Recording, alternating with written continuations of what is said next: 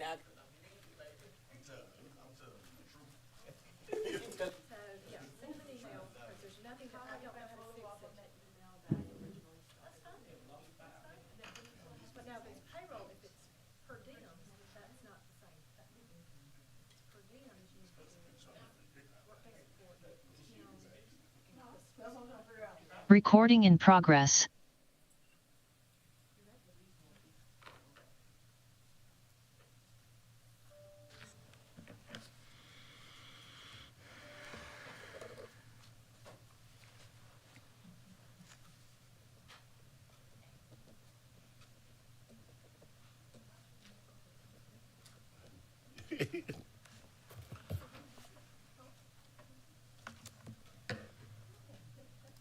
It is now 1 o'clock. I would like to call to order the Office of Small Business Ad Hoc Committee meeting for April the 23rd, 2024. Madam Clerk, could you call the roll, please? Pugh, Here. Barron, here, Newton. Here. Motion approved. We have a quorum. Thank you, ma'am. Apologize. We can't start that this early. Number 2, approval of minutes for July 25th, 2023. Madam Clerk, can you call for the vote? Any changes or deletions? Excuse me. Vote to approve. Second. Been moved and properly seconded. Madam Clerk, can you call for the vote? Pugh, Yes. Barron, Yes. Newton. Yes. Motion approved. Hey. Item number 3 on the agenda is the adoption of the agenda. Mr. Brown, is there any changes or deletions to this agenda? No recommended changes. All right. With that being said, can I get a motion to approve? So moved. It's been moved and properly seconded. Madam Clerk, can you call for the vote, please? Pugh, Yes. Barron, Newton. Yes. Motion approved. All right. Item number 4 on the agenda is election of chair. I will now open the floor for nominations for chair of the Office of Small Business Ad Hoc Committee. Chair, Yes, ma'am. I'd like to make a motion to nominate Derrek. Second. It's been moved and properly seconded. Madam Clerk, yes, Chair? ma'am. I move to close nominations. I'm sorry. Second. It's been moved and properly seconded to close nominations. Madam Clerk, can you call for the vote, please? Pugh, Yes. Barron, Yes. Newton. Yes. Motion approved. Mr. Attorney, what did we just vote on? No. No, to close nominations. All right. So you need to vote on the chair. All right. Madam Clerk, can you call for the vote for the nomination for chair, Election. for the election of chair? Can I please get a motion and a second for that again? It was a motion and second first. You need a new one? We already have one. No, you already have that. Madam Clerk, can you call for the vote? Pugh, Yes. Barron, Yes. Newton. Yes. Motion approved. All right, thank you very much. I'd like to thank my colleagues for believing in me and allowing me to chair this committee once more. I know we have a lot of work ahead of us, and I'm looking forward to the bright future for the Office of Small Business. Thank you very much. On to number 5, items for discussion and action. I'm going to turn the floor over to Mr. Brown. Mr. Brown. Thank you, Mr. Chair, members of the committee. We have Ms. Pam Green, who's been leading the office, who is here. She's prepared an update for you. So, Ms. Green, if you will come to the podium, and then we'll ask Madam Clerk to show the presentation, and we'll ask the chair if you'll recognize Ms. Green. Green, you're recognized. Thank you, Council.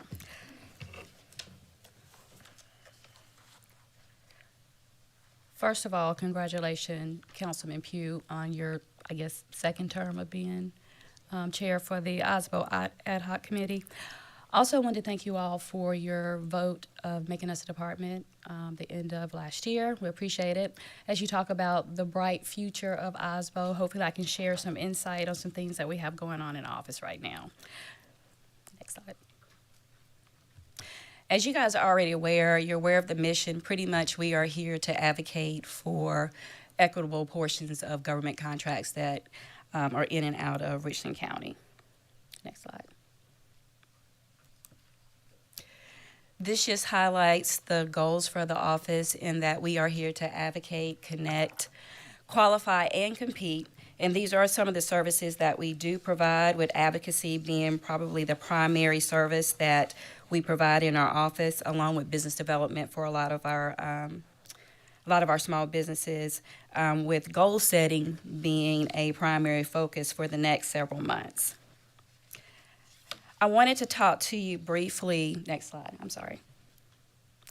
I wanted to talk to you briefly about, the team and I have talked about what it really takes for the office to steward itself well.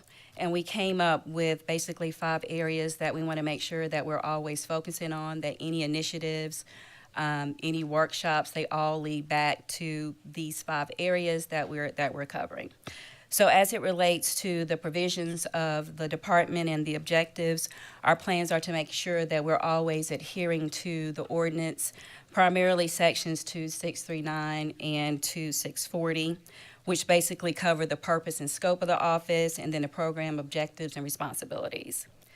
Secondly, we want to make sure that we're always collaborating with procurement to make sure that we fill in, that we're really intentional in our efforts to make sure that we all understand our roles in advocating and making sure that we have ample opportunities for our SLBEs. Our third point is to make sure that we do have how important it is to have a seat at the table in the very beginning. I believe it's in section 2640, B3, I believe. How important it is for the office to be at the table whenever there are opportunities in the beginning.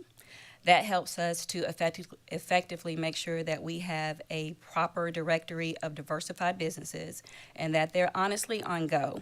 And that also allows for us to be able to set effective goals going forward. Fourth point is awareness, education, and interaction with all the other departments with the county. So I always get confused about how many departments are here. One minute I say 30, next minute I hear 40. So I'm not sure, y'all. I've looked through that list. I'm not really sure. But between 30 and 40 different departments, our goal is to make sure that we've identified kind of our top 5 departments that we want to make sure we're having conversations, that they understand what our office does and how our SLBEs can support their procurement efforts in services and products.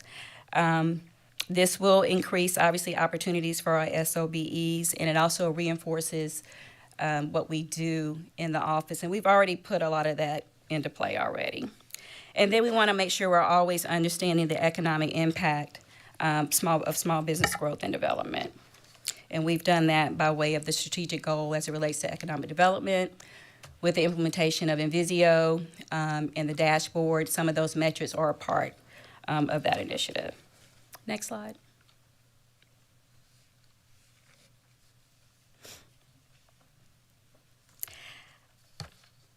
At a glimpse, I just wanted to give you all just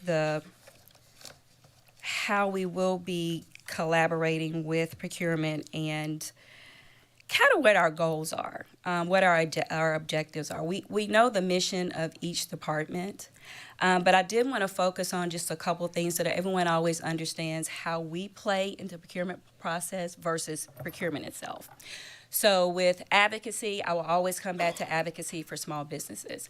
Procurement has the goal of obviously making sure that they are fiscal accountable, that they're getting fair pricing for projects and all of that. But I just wanted to give you guys just kind of a snapshot of how we're going to work together, or how we're working together as we set goals, and how procurement helps to make sure that the primes are aware of the goals that are set on these projects and how to move forward. Next slide. So as we talk about economic development, OSBO's contribution to economic development, we have a strategic plan for our small businesses. Everything is around building, growing, and scaling our small businesses. What we're doing is making sure that we have all the measures in place to effectively provide counsel with an overview of the department, what we're doing, where we feel as though there are gaps, where we may need to make some changes. Because I think since inception of the program, there haven't been a lot of changes to some of the eligibility pieces as it relates to the program. So those will be some things we'll want to revisit. We also are doing or have been campaigning ever since October. We have an initial intentional way of recruiting SLBEs going forward. So what we wanted to do is, I'm all about touches for our SLBEs. Small businesses have to know that they are important. I think it's important that they are able to come into the office, understand what we do. We set appointments, which is something new. We're setting appointments for SLBEs to come into the office. They're going to receive an email. It will outline everything that is needed. They come in, they speak with LaSasha, who is our business development person. She walks them through to make sure we have all the paperwork. What this has done, it's increased our numbers substantially, because now they're coming into the office, they understand what we do, and we also talk through the process of what are the benefits of the office. You may or may not get a contract with the county, but what are the added benefits of the office? Education is huge for a lot of our small businesses, especially around financials. I'm a 30-year veteran banker, so financials are important for building capacity with our small businesses. So as far as the targeting of our SLBEs, we have identified industry gaps. We have actually talked to about 5 or 6 different departments to really understand what they're doing, what they're procuring. Transportation, we're in ongoing conversations with them and their project managers, so we actively set goals there. We've also talked with Public Works.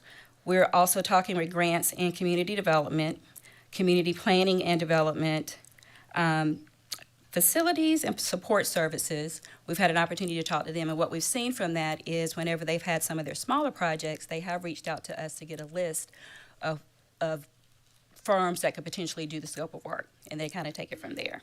And then lastly, we work very, very closely with Zach and his team with business licensing, that every quarter we receive an update, and that is a way for us to target who could potentially be a small business within our office that is on the business list. So the business license list, and we actually reach out to them and set appointments, and that's proven to be very effective. The other part is that we want to always make sure we're closing the door. So we can bring on as many small businesses as possible, certify them, but they're expiring and running out the door, then I don't feel as though we've done our job. So we do have a retention piece in place, a renewal strategy, and I like to encounter those things up front. So what the team and I have done is that conversation is had what to expect.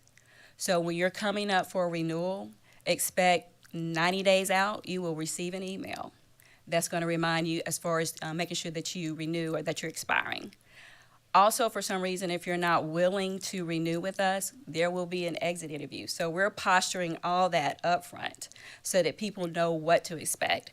And what we have seen, I think they will agree, is that our retention and renewal has been up tremendously since we've done that. So that is working for us.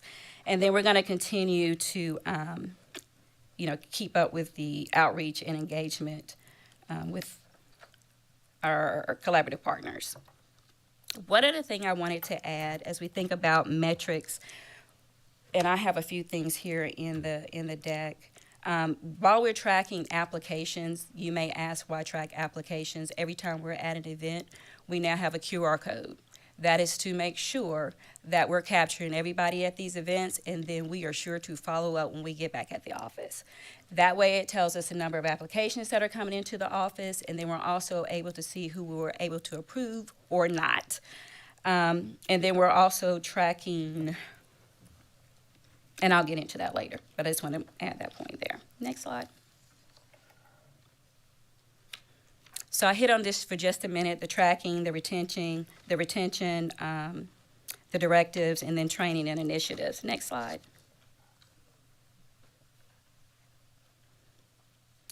So I've already mentioned the QR code, the appointment setting, our recruitment efforts.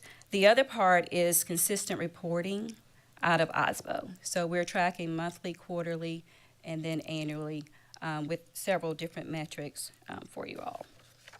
Next slide. Just to add to the SLBE retention, we are looking to start in third quarter virtual networking opportunities.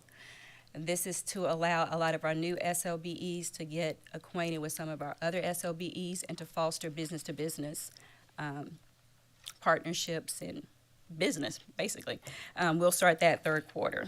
So that'll be a virtual workshop. As far as education and training, I talked about us staying within the build, grow, scale. One of the things we're recommending to all SLBEs that we're certifying is that you try to attend at least 2 workshops every year, to try to engage with other business owners, to make sure that you're visible, to try to get in front of some of these procurement folks, to be a part of a lot of the collaborative groups, because we're not always just thinking county contracts or county opportunities. We try to have a holistic approach since we have collaboratives with city, state, and federal. We also look to collaborate with some of our SLBEs. We've had an opportunity to use them to facilitate a couple of workshops. And we are working with a couple of CDFIs, which are community development financial institutions, that are helping a targeted group as far as access to financial resources, access to capital. So we have already formed those partnerships. Next slide. All right, Ms. Green. Next one. Madam Chair, you recognize. Thank you. Ms. Green, Oh, I'm sorry. it's fine. I know wasn't sure it was appropriate, but I did have a question just about where you were just speaking about partnering with those other institutions and you have a target. Can you speak a little bit to more about how that targeted group has been decided? Is it something that they've decided and you're partnering? And what does that look like Okay. long-term for benefits of Richland County? As far as the CDFIs? Yes, and the targeted businesses that they've identified. Right. So CDFIs funding is coming by way of federal. Those institutions have been identified. They've been designated for certain areas that are considered to be underserved, and they've been appropriated a certain amount of money. So Optus Bank, Security Federal, South Carolina Community Fund are at least 3 that we're working with. And so within that, they have certain thresholds as far as revenue, averaged over a certain amount of time, number of employees, things of that nature, more so financials driven with some, and then others is the capacity of the business to be able to scale. And so each can have different criteria, but that money has been set aside. And so what we've done is just make sure that we have partnered with them, and any time that we're having businesses to come in, we are actually talking about their financial condition and where they're headed. So if we need to go ahead and actually get them connected with those banks or those credit unions, we're doing that up front. But the feds have identified the institutions and the amounts, and then we just work within the framework, because some may have 50,000 and below. Others could be 1.5 million in revenue and less.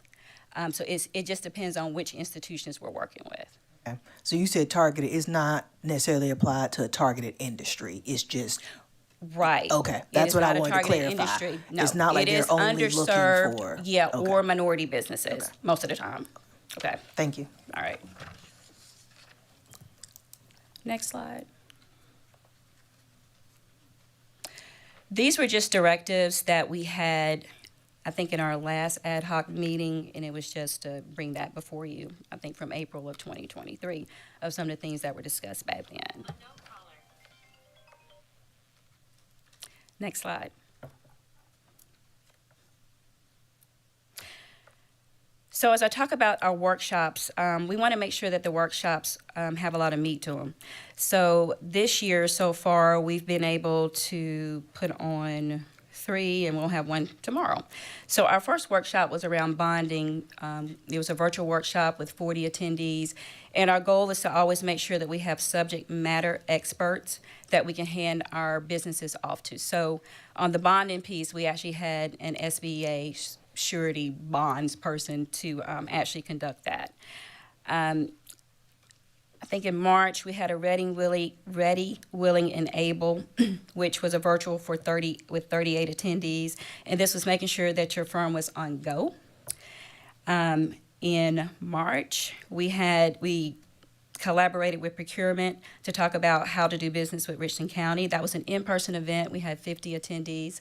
That was a great event in that folks were able to understand how our office and procurement works together, and also understand the e-procurement process and making sure that everybody's in their system. Tomorrow, we will have a financials workshop that deals with cash flow, and we have 70 that are registered for that right now. And then in June, we're happy to announce we'll be the first municipalities to share with an audience on a platform that's called Size Up SC. So Size Up SC basically allows a company to compare their business performance to industry competitors. It also allows them to find customers, suppliers, know who your competitors are within your particular market, and it also allows you to identify the best markets where to advertise your specific business based upon your industry and demographics. So that will be in June that we'll actually be able to roll that out. And we're doing that in conjunction with the Department of Commerce. Mr. Chair, You recognize, ma'am. thank you. So one question that I have is which of, for example, of the services you just mentioned are only available to the certified SLBEs, and then what are available to the public? For example, some of the workshops, it appears that, and maybe I'm reading the social media wrong, that any business person could attend. So how, like when you look at the, I don't know what it was called, whatever SC, Size Up SC, for example, is that something that you have exclusive access to when you're an SLBE? Is that something anyone can access? And then also the same as you go through some of the other services that you're talking about? So the workshops are open to any small business. What we're doing is with the business-to-business events that we'll be having and the virtual events that we'll start third quarter, those will be specific to SLBEs. In that, and then we're looking at a small little task force of SLBEs to make sure that we're kind of in front of some of the challenges, but those things are identified specifically for that. But all the workshops that we put out are for any small business because it's still about, growth and capacity building for all small businesses. Thank you. Thank you, Okay. Mr. Chair.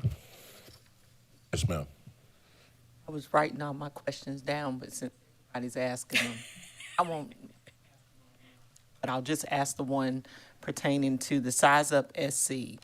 So this sounds like a great opportunity for It is. business owners to come in and to really utilize this resource. Is there a charge or a cost associated with this benefit or with this service that's being provided?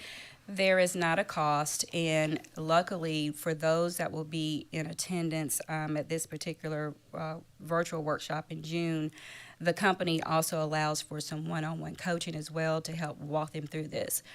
What we're also going to do is look to have this as a link on our website as well, but there is not a charge. It's an awesome, awesome service. So if I follow up, it's just being a business, as being a business owner, of course, this is a wonderful tool to have. And I always like something that's free, but usually once I get an audience and they give me all these great tools and they say, oh, by the way, we can provide you this Right. for an additional cost. So there's not going to be any backdoor sales pitches that business owners, will have to deal with. Not that I know. Let me double check because we were on a conference call. Right, yeah. I was exposed to this a few years ago and then re-exposed, I think, last year. So we met with them this week virtually, asked questions to make sure. So, yes, everything is that it's free. So, and I'll just really, and this is probably one of my pet peeves, so I'll bleed on y'all for a little bit. But, when I go and have a service, I want what I asked for, right? And so if I just want to make sure people are going to take advantage of this service, and if they're taking advantage of this service, then indeed, I would hate for someone who's really trying to get past that 5-year mark.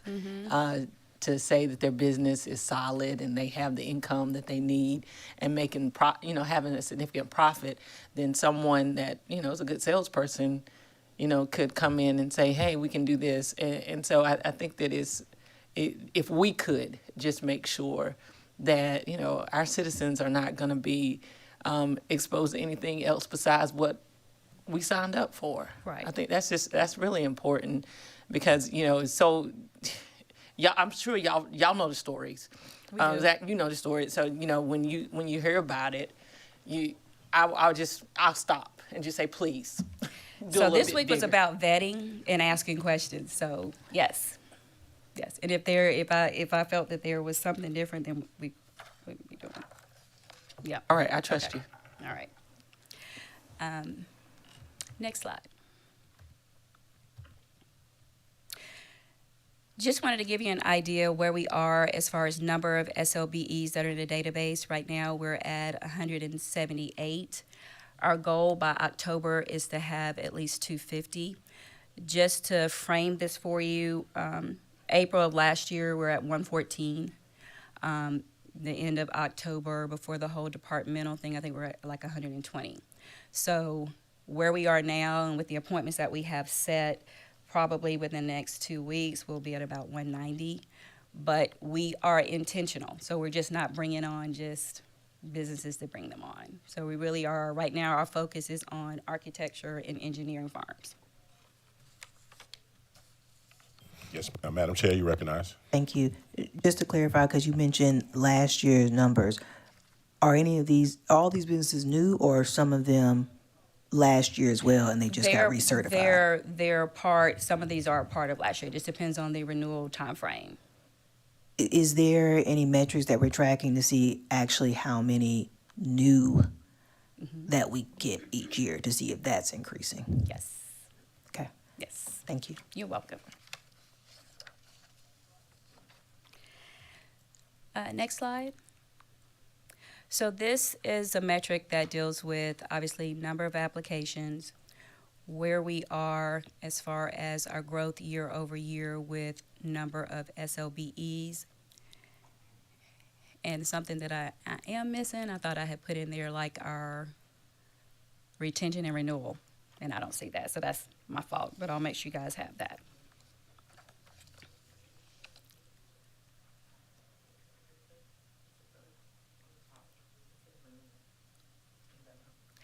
Yeah, I was actually looking for, my net number, but I don't see that on there. That's my fault. I'm sorry.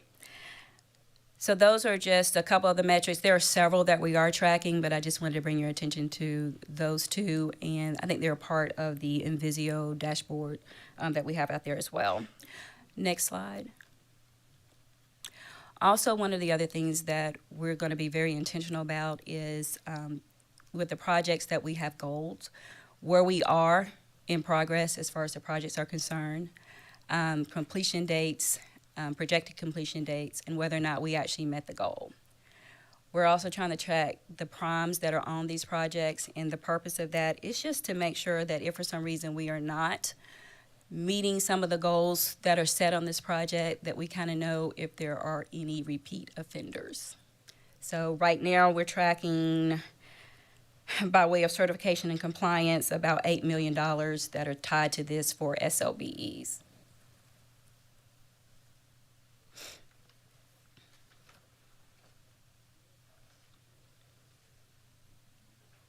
And I think we'll be setting another goal this week on, Percival Road. Yeah.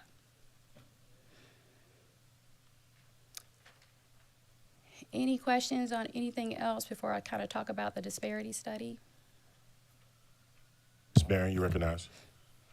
Thank you. So you mentioned earlier about some of the target businesses that you all are doing. You said architecture is one of the ones, but how do you determine what your target is? Is it targeted based upon the departments that you're working with? You know, and I think I've said this before, you know, I'm not certified as, you know, to do business with with Richland County for a number of reasons now, but Right. But you know, my business just doesn't align with the services that appear to be needed. Okay. So with that, how are you targeting those industries? I think that's important as people come, you know, participate in the workshops and participate in knowing the certification process, because it's something that we can push. But if, like a company like mine, I can push it, but it's not, probably not as beneficial. Got it. So in the case of A&E, as we take a look at the number of transportation projects that are out there, the potential that is out there, and the number that we actually have in the database, then we've actually gone back to take a look at who's been awarded. And so we need to actually diversify that more, have more in the pool. That's one of the reasons. As far as we had for construction or transportation projects, one of the things we went back and took a look at is anytime we set goals, we took out the areas where we can't set a goal. So anytime that we're getting the information from transportation to set a goal, it's a line-by-line item. We look at it, and then when we see where we don't have enough to set a goal, that's another way that we actually start to target who do we need. So maybe we need more flaggers to be a part of the potentiality to be a sub on a project. Or maybe we need more traffic control, or maybe we need more asphalt. We've had some conversations like with Public Works, whenever they've had to re-advertise, what's missing. And so those are ways that we're doing this. For other departments, such as, I think, community, I always get this confused, community, COEPD, community, okay, planning and development, community planning and development. So with them, they have a lot of smaller projects, but we have a good idea of what's coming up for them. And then they have some things where they're going to need some, it's like small project type things. But we look through our database to say, okay, we do need more painters that could actually service some of the smaller things for some of these departments. So we're listening to the departments, and then we're also taking a look at who's in our database. And anytime we set a goal, it's like, okay, we can't set a goal here because we don't have two. And we really need more in order to make sure that we would have adequate representation. I'd just like to do a follow-up, if I may. And I think that when we look at certifications, we can look at it in the approach that we're taking, and it's obviously working. But I do think that it could appear somewhat reactionary. So if we could be proactive even in looking at the types of contracts that we award overall. And you smiling, so maybe that's something you because I didn't hear that. I heard more of a we look to see what's out there, but looking at certain departments ongoing. This is what they do. To almost have like I know there are certain agencies that you get the certification and now you're on this list of preferred vendors or whatnot, and then as a part of that. It could be very similar to this process that we already know, okay, they're SLB E, so with that, they can automatically just be on this list and you can pull from them. Is that? So part of that would need to involve procurement and procurement code to make sure that we are doing things accordingly.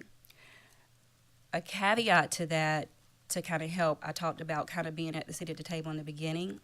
Because if we are part of initial lettings of departments, that's our piece of being in front of things to be able to do that. So for a couple of departments, I think for the fiscal year, they'll have their comprehensive plan and what they're planning to do. So what they've agreed to do is make sure that we have that and that we kind of know what their plan is going into the next fiscal year. But it's two parts to that. It is the initial lettings, which will be great for us to be at the table because at that, there may be opportunities for us to debundle projects and make them a little bit smaller that our people can participate in. But the procurement measures, that will be something that we would need to sit down and talk with procurement to make sure we're doing everything according to what those requirements would look like. If you're having separate bidder lists and things of that nature, there's some criteria around that. Okay. You're welcome. Any other questions? Madam Chair. Thank you. I know you went through a lot of kind of what you guys are doing.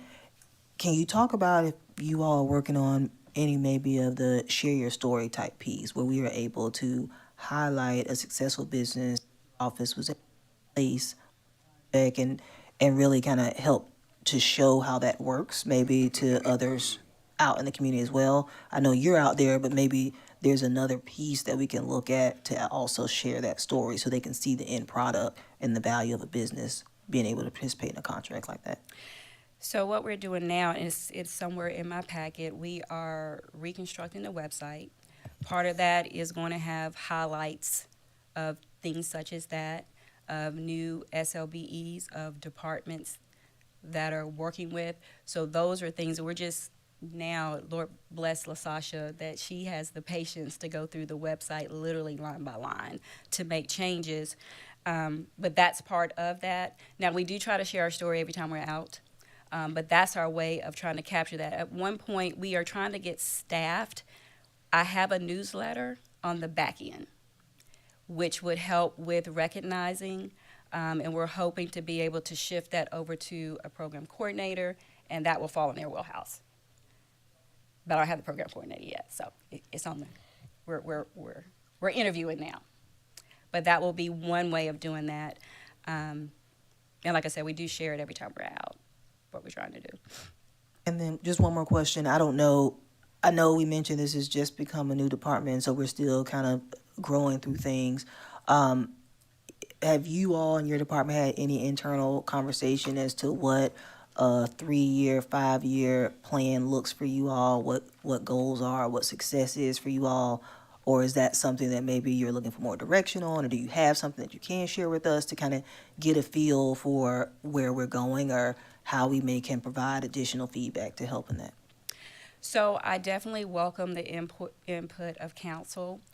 One of the things that we really wanted to do, we really needed to establish a baseline of where we are. So it's now really looking at, okay, what do our metrics show us? And then we're taking a look at the program from there of what we need to do. Right now, short-term goal is to make sure that we're growing the database, that we have a diversified number of businesses in there, and that we're able to set goals on as many projects as possible by staying in contact with transportation and the departments. But we're building on that. But my thing was to try to get a handle on where are we? What have we done? How much money have we definitely paid out to subcontractors? We found a piece where we're missing, where we may have a project that we have not goaled, but yet an SLBE has bidded on that project as a prime. And we actually want to be able to capture that. And so there was not a measure in place for that, so we're implementing that. And then we have a system, LaSasha and I will be going to training in a couple of weeks, because the system can do a lot that can help us with this, that we can do a lot of things as push up a button. So I hope to have more, but definitely I want input from you all on any direction, that we see. One last thing, thank you. Administrator Brown, as this department works on that, I think it'd be good if we can include this in our annual report. I think it's a big part of economic development. We do a lot of tracking our overall kind of large industry numbers, but I think it'd be good if we can actually show the return of what these small businesses actually, the impact they have in our community and how we've been able to assist them in that. I think it's good to show that as well. So if we can make sure we highlight that in our annual report, I think that'd be good information to have. Thank you. Any questions? Green, thank you so much for that update. No, she got another. Oh, okay. I know you want me to be finished, but I'm not. No, you missed it. That was her break before she Oh, go that to was a break part two. before you go part two. Yeah, before Continue with part two, ma'am. Yeah, this is part 2, sir. Right. So I just wanted to give you all, next slide, an update. And there's formatting issues with this for the where we are as it relates to the study. But if you look towards the bottom, well, 2 things. We have pushed out the completion date by 60 days, so we're looking for that to be completed in July. And the reason for that is that there was a questionnaire that needed to go out to prime vendors that had to go out by mail, so that pushed this off by 60 days. So just wanted to make sure you all were aware of that. And the contract has been documented with the dates and the why behind the extension. But if we take a look at the anecdotal piece of this, because this is one part that we're finishing up, all this data has come in by way of the focus groups, all the surveys that have been out there. And here, I don't know if you see this or not, you may not see this, but on the online surveys, they had 166 respondents from the online survey. From the public hearings on November the 7th, there were 23 participants. November 9th, there were 30 participants. There was a focus group that was had the middle of January and February, and across the two focus groups, there were like 7 participants. So where we are right now is they have compiled the anecdotal summary from all the interactions with those businesses. And we've received the first draft. We do have some questions, so we'll be convening with a meeting with them here shortly. But that's kind of where we are with that piece. So that's really the first piece of information, because everything else has been collecting the data.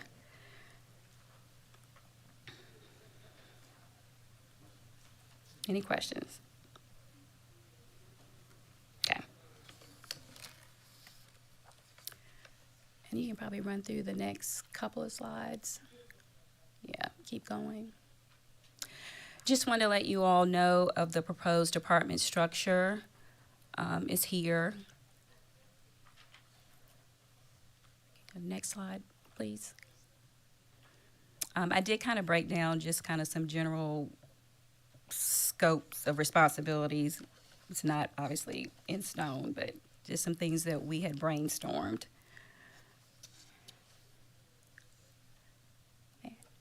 Next slide.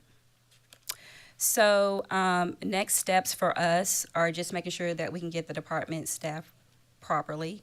We'll be awaiting the recommendations of the study, hopefully towards the end of July. I will like to just state that as we move forward, and probably at the next ad hoc meeting, one of the requests will be around looking at the possibilities of increasing the certification period from 2 years to 3 years.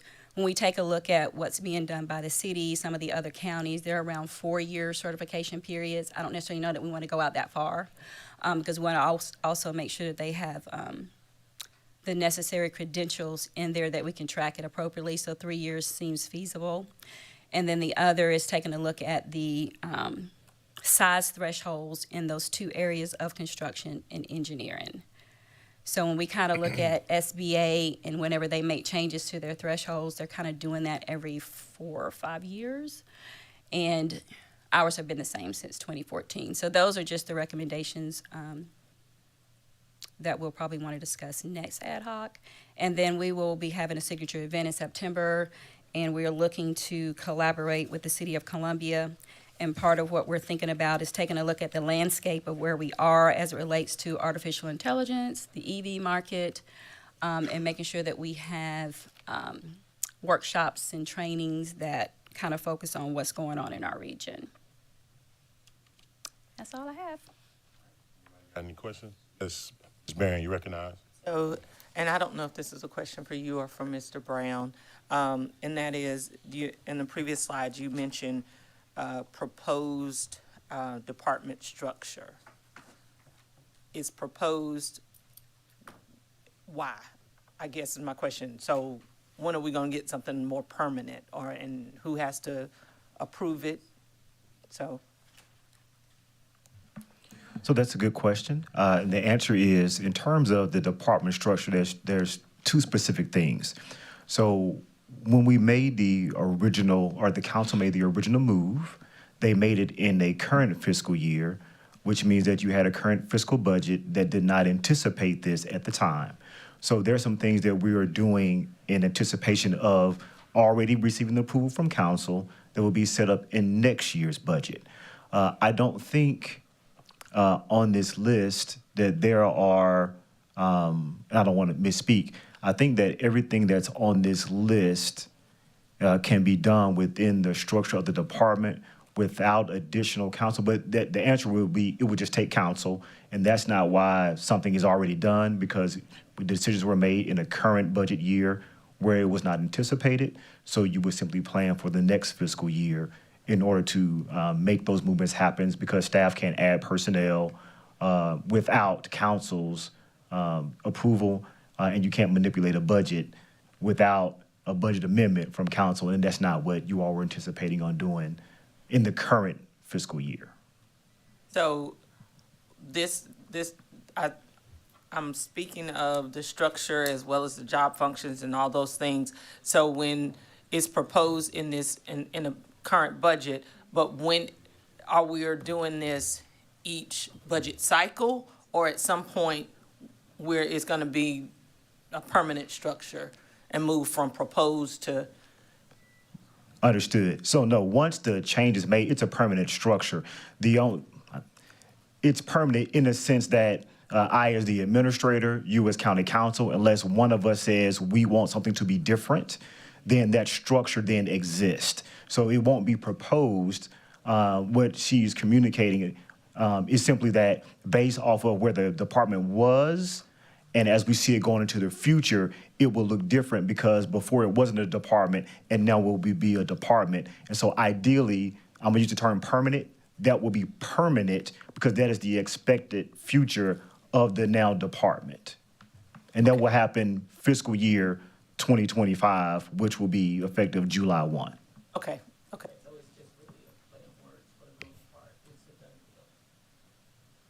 Yes, ma'am. Word just kind of threw me. I'm like, we don't need to be jangling to do your job, you know, so, yeah, anyway, thank you. Thank you, Ms. Barry. Anybody else? Ms. Gray? Thank you so much All for right. your Thank you. presentation. Thank you. I do want to take the time to tell you this. Within the last year, we've been through a lot with this office. And so I appreciate you guys stepping up and giving us some type of structure and delivering something today with substance. And so I appreciate that. And my team, I always assume everybody knows the team, but LaSasha Berlin is our business development person. She joined us last August. And Margaret Jones, obviously, is our certification compliance. So we are a small but mighty team. Absolutely. All And right. thank you for everything that you guys have Thank you. done. Thank you. All right. That brings us to item number 6 on the agenda. Move to adjourn. Second. It's been moved and properly seconded. Madam Clerk, can you call for the vote, please? Pugh, Yes. Barron, Yes? Newton. Yes.